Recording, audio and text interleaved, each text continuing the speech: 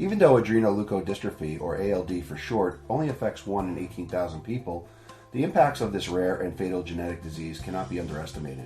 But because it's so rare, and that often leads to misdiagnosis, and even missed diagnosis, which lessens the chances that it will be amenable to treatment. So, how can we get better at recognizing ALD earlier on? Welcome to the Clinicians Roundtable on ReachMD. I'm Mario Nacinovich, and here with me today is Dr. Paul Orchard, a professor of the Division of Pediatric Blood and Marrow Transplantation at the University of Minnesota. Thanks for joining us today, Dr. Orchard. Absolutely. Thanks for having me. So, Dr. Orchard, to get us started, can you provide us with an overview of what adrenoleukodystrophy, or ALD, is? Absolutely. So ALD is a X-linked inherited disorder. And as you mentioned, the incidence is about 1 in 17,000, 1 in 18,000. Because it's an X-linked disorder, it primarily affects boys and has several different phenotypes that can become apparent as the child gets older. The babies, for instance, that are born with ALD are totally asymptomatic and have no physical findings, have no disease-related manifestations. But as they get older, they tend to develop these. The adrenal insufficiency is one of those. There's an adult form of the disease that happens in the third and fourth decade, generally called adrenomyeloneuropathy, or AMN. And the most severe form of the disease is called cerebral adrenoleukodystrophy, which is a acute neuroinflammatory process that occurs in 35 to 40% of boys in a school-aged population. So the peak is around 7 years of age in terms of cerebral disease. What are some of the symptoms of ALD in children, and when do they typically start developing? Well, some of the boys that have cerebral or have adrenal insufficiency can have some subtle changes such as hyperpigmentation, whatnot, that they may develop primarily in the school-age population. But sometimes these boys can actually get into significant trouble. If they have a viral infection, for instance, they can get quite severely ill, end up in the emergency room, may need IV fluids because of their adrenal insufficiency issues, and some of the boys end up quite hypotensive in the intensive care unit. So that's commonly what we've tended to see with boys that have the adrenal insufficiency manifestation of the disease. The cerebral disease tends to occur at a peak of about age 7, or at least becomes apparent then. Again, this is only about 35% of the boys develop this disease or this form of the disease for reasons that aren't apparent. But those boys may start to have some attention deficit issues. Sometimes their handwriting deteriorates. They tend not to do quite as well in school. They tend to lose peripheral vision as they progress and get more white matter disease in the brain, and can actually have seizures and other types of problems. So sometimes the initial manifestations of cerebral form of disease are quite subtle, but as the disease progresses, it becomes much more obvious. The AMN form of the disease, adrenomyeloneuropathy, is a disorder that tends to happen more in the third and fourth decade of life. In those circumstances, those are primarily motor issues, and they may have difficulty running, walking, may end up using a cane, and then eventually a wheelchair. They may have issues with incontinence and whatnot as they progress. So that's a very slowly progressive form of the disease, and that does not affect the brain like the cerebral form does, but is mostly a spinal cord issue. Now, Dr. Orchard, some of those symptoms you just described seem very similar to the symptoms of ADD and ADHD. So can you tell us, how can we avoid mistaking ALD for something else? Well, this is a significant problem because many of the issues that we see in the boys early on as they develop cerebral disease and white matter tends to be affected can be quite subtle. And picking up the disease at a relatively early stage is extremely important in maintaining function down the road following intervention. So, again, school performance can be subtle in its early phases. Attention deficit is an issue that's pervasive again in many boys in this age group. So those types of things can be difficult. If their handwriting is starting to deteriorate, for instance, and, a boy was doing quite well in school and there's significant changes over 6 months or a year, those can be red flags, but again, they're not specific and they can be quite subtle in the early phases. So it's a diagnostic challenge. For those just tuning in, this is the Clinicians Roundtable on ReachMD. I'm Mario Nacinovich, and today I'm speaking with Dr. Paul Orchard from the University of Minnesota about a rare yet fatal genetic disease called Adrenoleukodystrophy. So, Dr. Orchard, let's dive into this discussion a little more. Are there different types of ALD we should be aware of, particularly during the diagnostic stage? And if we suspect a patient has ALD, is there any way of knowing which type of ALD they have? Well, there are a number of issues that are important here. The disease is caused by mutations within the ABCD1 gene. That gene is a peroxisomal transporter of very long-chain fatty acids. And this transporter takes very long-chain fatty acids into the peroxisome where they're degraded.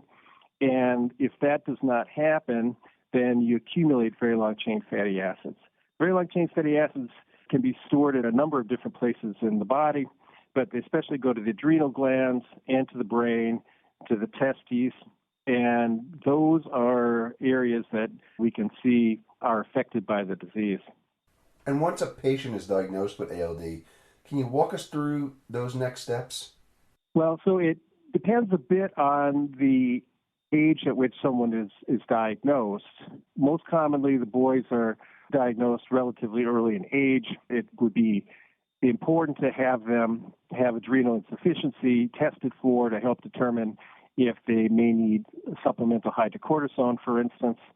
So that is a common thing that we would do as a boy is newly diagnosed. If the boys are 3 to 4 years old or older, that is an age group where they're at risk for developing cerebral disease. And so the best way to determine whether that's happening is to do serial MRIs. And in the area of the splenium is the characteristic place where this starts. Some changes in demyelination that have become apparent on T2 MRIs, and that's what we would be looking for. So if a boy is picked up based on a family history, for instance, or because he was shown to have adrenal insufficiency earlier, we would set them up in a monitoring program to have MRIs done essentially every 6 months from the time they're 3 up at least until the time of puberty. And then we tend to back off a little bit on the MRI monitoring at that point because the age of highest risk is in that 4 to 12 age group. What is the prognosis and life expectancy for someone with ALD? The life expectancy can dramatically change based on what types of disease become apparent. So adrenal insufficiency, if it's unrecognized, can put someone at risk for life-threatening complication with a relatively standard viral infection, for instance. And we do hear about boys that are otherwise undiagnosed that have a lethal outcome with an infective episode. So that is certainly one risk of the disease. Most common one, though, is the cerebral form of the disease. So in those boys, over a period of years generally, you start from a early lesion of demyelination that's associated with inflammation, and this inflammation spreads throughout the white matter of the brain and become crippling and ultimately lethal over a period of years. So untreated, that generally is something that will lead to someone's demise in a relatively short period of time. If we can identify cerebral disease early, there is an intervention, which is blood and marrow transplantation historically, and there's interest in gene therapy now that may prove useful as well. But the outcomes based on those interventions are quite clearly linked to the amount of disease present at the time that the intervention takes place. So if this lesion is very small, the boys tend to do quite well. They don't recover any lost myelination, but it can help stop further progression of the disease and result in good function on a long-term basis.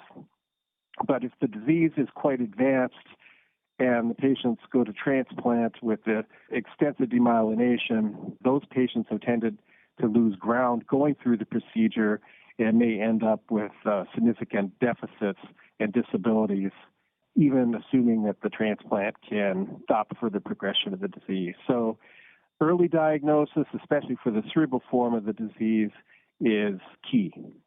Unfortunately, we're almost out of time today, Dr. Orchard, but before we close, is there anything else you'd like to share with our audience regarding ALD? Yes, I think one of the things that is the most encouraging thing that's come down the road in the last few years is newborn screening. So very long-chain fatty acid can be tested for in a heel stick at the time of birth, and boys can be identified, and some girls that are carriers for that matter as well. But boys can be identified long before any aspects of the disease become apparent.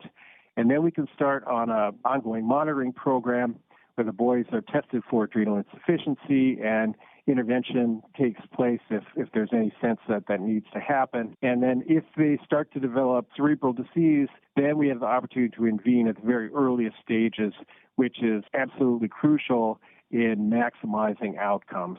So many boys historically have only been diagnosed after they have significant cerebral disease and have motor problems and seizures and other issues. And that is clearly too late for us to be able to intervene effectively. So the newborn screening, which is now ongoing and developing in more and more states on an ongoing basis, is going to be critical for helping identify the disease and effectively intervening.